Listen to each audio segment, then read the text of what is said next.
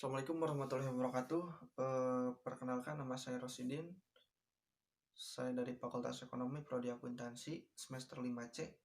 Di sini saya akan menjelaskan tentang auditing. Yang pertama yaitu tentang audit. Audit adalah proses yang dilakukan oleh seorang auditor di mana untuk mendapatkan bukti yang akurat mengenai aktivitas ekonomi suatu entitas. Proses audit akan dilakukan untuk menyertakan derajat kewajaran aktivitas ekonomi suatu entitas tersebut, apakah telah sesuai dengan yang telah ditetapkan, dan melaporkan hasilnya pada para pihak yang berkepentingan. Materi selanjutnya tentang profesi CPA atau Certified Public Accountant. Yang pertama, struktur kantor akuntan publik. Struktur kantor akuntan publik dipengaruhi oleh 3 faktor. Yang pertama, kebutuhan akan independensi dari klien, pentingnya struktur untuk memicu kompetensi, meningkatkan risiko tuntunan hukum yang dihadapi auditor.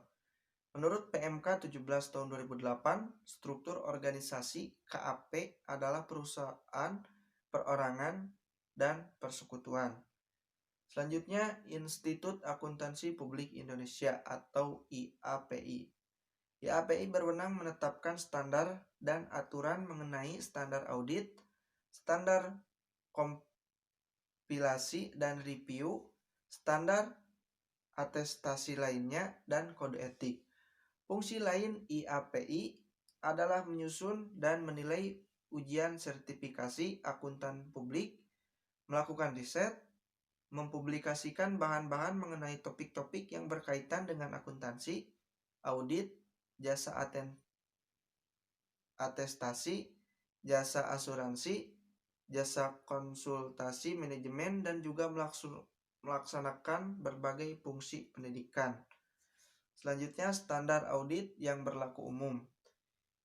Prinsip akuntansi yang diterima umum atau GAAP adalah standar yang mengatur bagaimana peristiwa ekonomi dilaporkan. Contohnya, prinsip harga perolehan dan pengakuan pendapatan. Standar audit yang diterima umum atau GAAS adalah pedoman untuk membantu auditor memenuhi tanggung jawab profesionalnya dalam audit atas laporan keuangan historis. Terdiri dari yang pertama, standar umum, yaitu kualitas pribadi yang harus dimiliki auditor, pelatih dan kecakapan teknis yang memadai, sikap mental yang independen, kemahiran profesional. Yang kedua, standar pekerjaan lapangan, yaitu mengumpulkan bukti dan aktivitas lain selama pelaksanaan audit sebenarnya, perencanaan dan pengawasan yang memadai, memahami entitas dan lingkungannya termasuk pengendalian internal, bukti yang cukup dan tepat. Yang ketiga, standar pelaporan, meliputi menyiapkan laporan mengenai laporan keuangan secara keseluruhan, termasuk pengungkapan informatif. Yang selanjutnya, laporan audit. Laporan audit adalah tahap akhir dari keseluruhan proses audit. Kita akan memulainya dengan menguraikan isi dari laporan audit standar. Audit terbagi menjadi beberapa bagian atau beberapa jenis. Yang pertama adalah laporan audit standar tanpa pengecualian.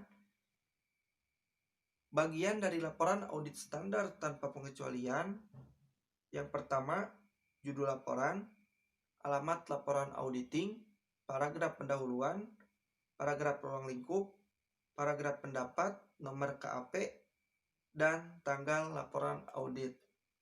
Yang kedua, pendapat wajar dengan pengecualian, yaitu pendapat yang diberikan ketika laporan keuangan dikatakan wajar dalam hal yang material, tetapi terdapat sesuatu penyimpangan atau kurang lengkap pada pos tertentu. Yang ketiga, pendapat tidak wajar adalah pendapat yang diberikan ketika laporan secara keseluruhan ini dapat terjadi apabila Auditor harus memberi tambahan paragraf untuk menjelaskan ketidakwajaran atas laporan keuangan disertai dengan dampak dari akibat ketidakwajaran tersebut pada laporan auditnya. Yang selanjutnya, tidak memberikan pendapat. Adalah pendapat yang diberikan ketika ruang lingkup pemeriksaan yang dibatasi sehingga auditor tidak melaksanakan pemeriksaan sesuai dengan standar auditing yang ditetapkan IAI. Pembuatan laporannya auditor harus memberi penjelasan tentang pembatasan ruang lingkup oleh klien yang mengakibatkan auditor tidak memberikan pendapat. Yang selanjutnya, materialitas. Materialitas adalah suatu pertimbangan penting dalam menentukan jenis laporan yang tepat untuk diterbitkan dalam situasi tertentu. Definisi dari materialitas dalam kaitannya dengan akuntansi dan pelaporan audit adalah suatu salah saji dalam laporan keuangan dapat dianggap material jika pengetahuan atas salah saji tersebut dapat mempengaruhi keputusan pemakai laporan keuangan. Materi selanjutnya tentang kewajiban hukum dalam audit. Mengapa itu bisa terjadi? Karena timbul dari kurang paham para pemakai laporan keuangan menyebabkan adanya tuntutan kepada akuntan publik. Di sini kita akan membedakan kegagalan bisnis, kegagalan audit, dan resiko audit. Yang pertama, kegagalan bisnis. Terjadi apabila bisnis tersebut tidak mampu mengembalikan pinjamannya atau memenuhi harapan para investor karena keadaan ekonomi atau bisnis seperti resesi, keputusan manajemen yang buruk, atau persaingan yang tak terduga dalam industri itu. Yang selanjutnya, kegagalan audit. Terjadi apabila auditor mengeluarkan pendapat audit yang tidak benar karena gagal memenuhi persyaratan standar audit. Misalnya, kantor yang menugaskan asisten yang tidak memenuhi syarat untuk melaksanakan tugas audit tertentu, di mana mereka gagal menemukan salah saji yang material dalam catatan klien yang seharusnya dapat ditemukan oleh auditor yang memenuhi syarat. Selanjutnya, resiko audit. Kemungkinan bahwa auditor akan menyimpulkan setelah melaksanakan audit yang memadai bahwa laporan keuangan telah dinyatakan secara wajar, sedangkan dalam kenyataannya mengandung salah saji yang material.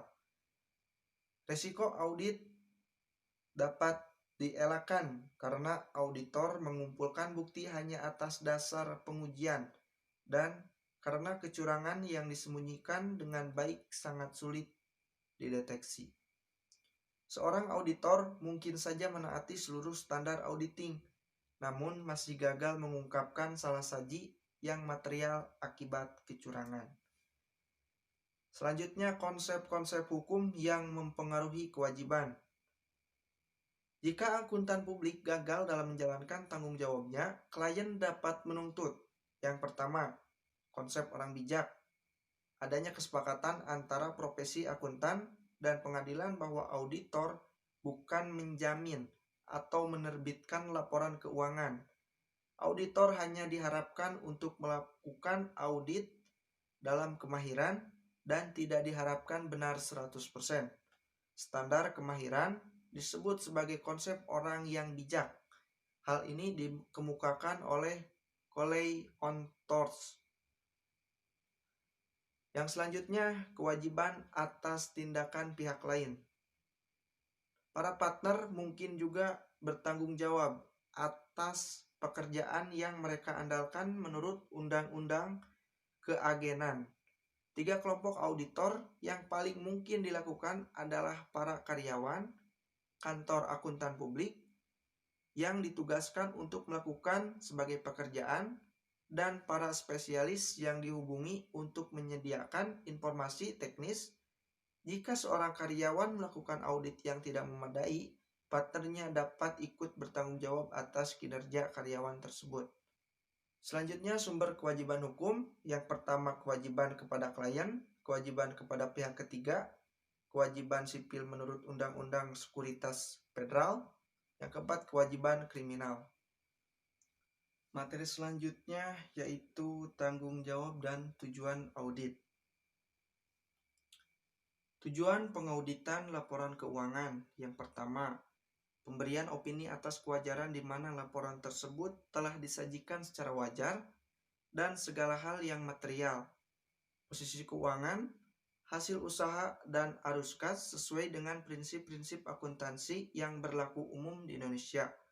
Selanjutnya, jika auditor yakin bahwa laporan tidak disajikan secara wajar atau tidak mampu menarik kesimpulan dikarenakan bahan bukti yang tidak memadai, maka auditor bertanggung jawab untuk menginformasikan kepada para pengguna laporan keuangan melalui laporan auditnya. Yang selanjutnya, tanggung jawab manajemen. Tanggung jawab manajemen atas kewajaran dalam representasi atau asersi pada laporan keuangan memberikan kebebasan bagi manajemen untuk menentukan penyajian dan pengungkapan apa saja yang dianggap penting. Selanjutnya, jika manajemen berkeras terhadap pengungkapan laporan keuangan yang dianggap oleh auditor tidak dapat diterima, maka auditor dapat menerbitkan opini tidak wajar atau opini wajar dengan pengecualian atau menarik diri dengan kontak kerja. Yang selanjutnya, tanggung jawab auditor. Menurut PSA 1 atau SA 1110, revisi menyatakan bahwa auditor memiliki tanggung jawab untuk merencanakan dan menjalankan audit untuk memperoleh keyakinan yang memadai apakah laporan keuangan telah bebas dari salah saji material yang disebabkan oleh kesalahan atau kecurangan. Karena sifat dari bahan bukti audit dan karakteristik kecurangan, audit harus mampu mendapatkan keyakinan yang memadai namun bukan absolut bahwa salah saji material telah terdeteksi. Auditor tidak memiliki tanggung jawab untuk merencanakan dan menjalankan audit untuk mendapatkan keyakinan yang memadai bahwa kesalahan penyajian yang disebabkan oleh kesalahan maupun kecurangan yang tidak signifikan terhadap laporan keuangan telah terdeteksi. Nah, materi terakhir kali ini yaitu tentang bukti audit. Apa sih bukti audit?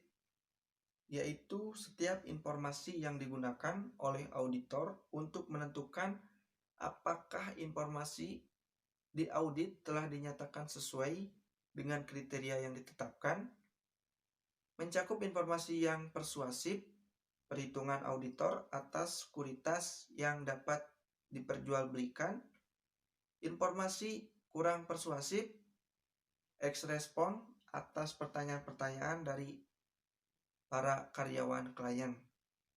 Selanjutnya, keputusan bukti audit, yaitu prosedur audit yang akan digunakan, beberapa ukuran sampel yang akan dipilih untuk prosedur tersebut, item-item pada yang akan dipilih dari populasi, kapan melaksanakan prosedur tersebut.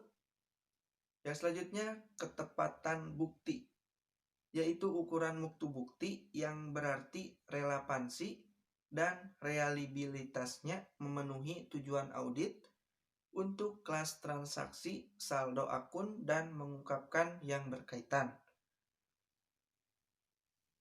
Relevansi bukti, yaitu bukti audit harus berkaitan atau relevan dengan tujuan audit yang akan diuji oleh auditor sebelum bukti tersebut dianggap tepat.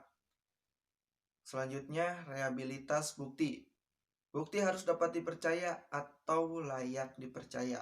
Karakteristik bukti yang dapat diandalkan. Yang pertama, independensi penyediaan bukti. efektivitas pengendalian intern klien, pengetahuan langsung auditor, kualifikasi individu yang menyediakan informasi, tingkat objektivitas dan ketepatan waktu. Selanjutnya, kecukupan. Kecukupan bukti diukur oleh ukuran sampel yang dipilih auditor dan item yang diuji. Selanjutnya, jenis-jenis bukti audit. Yang pertama, pemeriksaan fisik, konfirmasi, dokumentasi, prosedur analitis, wawancara, rekalkulasi, pelaksanaan ulang, dan observasi. Mungkin sekian materi yang dapat saya sampaikan. Terima kasih. Assalamualaikum warahmatullahi wabarakatuh.